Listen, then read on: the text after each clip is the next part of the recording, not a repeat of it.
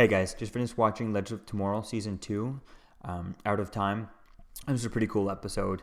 It was interesting having Oliver on here, although he didn't really do much. It was just kind of a vessel. It could have been anyone on here. But it was pretty cool seeing him on there and having Roy retell the stories and stuff. Although it's kind of interesting to see. I didn't understand why at the end of all this, when Rip sent all the legends away, why did he send them all into different places? Why not send them all into one place? That didn't make any sense to me in that story. But definitely is get to see this episode. Definitely gets me excited for the rest of the season. Having the Justice Society, Legion of Doom.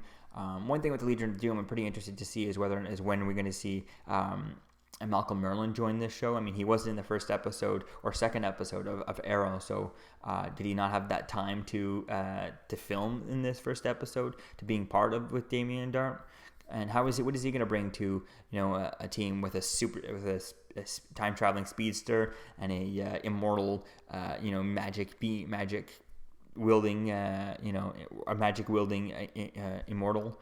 How is he going to be involved with that?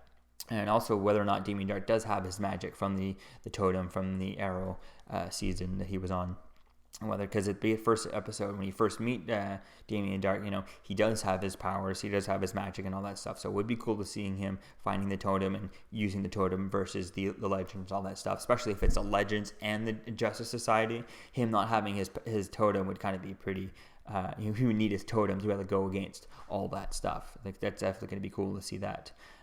See how things kind of continue on and stuff like that. So definitely was a fun episode building all this stuff up and seeing Sarah kind of trying to get revenge over the death of her sister Laurel and stuff, which got me thinking. I wonder if Sarah is ever going to decide to put back on the canary costume and go back as the Black Canary or take up the Black Canary in this show as an homage as paying memory to Laurel and stuff, because Laurel did say to Oliver in the hospital is that she didn't want to be the last canary and stuff. So although Oliver might be getting another canary in his timeline in the current day in 2016, but she might be going as the canary again in the middle of times, wherever that may be. So that's definitely going to be interesting to see how things kind of bring up this season, how things move on with the Legion of Doom.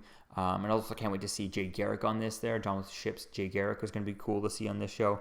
Because I think Jay Garrick and Dr. Fate are, for me, the two main characters that I think of when I think of Justice Society. So at least having him on here would be pretty cool to have it on here. Although there is a possibility of Dr. Fate, his helmet does exist in this universe, because if you watched Constantine, his helmet was a cameo in like the first episode of Constantine. So and by him having been on Arrow, making it all in one universe, the Dr. Fate's helmet does exist in this universe that way.